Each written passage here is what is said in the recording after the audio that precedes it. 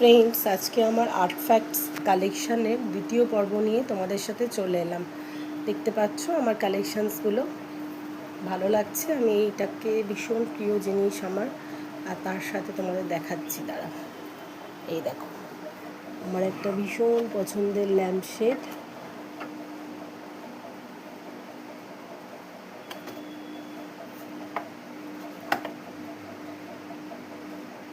দেখো, এটা হলো আমার ভীষণ পছন্দের একটা ল্যাম্পশেড। ভালো লাগছে তো দেখতে। আর দেখো, এটার মধ্যে আমার বিভিন্ন জায়গার পুতুল কালেকশানস করা আছে। সমস্ত পুতুলগুলোকে আমি কালেক্ট করে এখানে রেখেছি সুন্দরভাবে। আর একটা কালেকশানস দেখো ভেতরে আছে।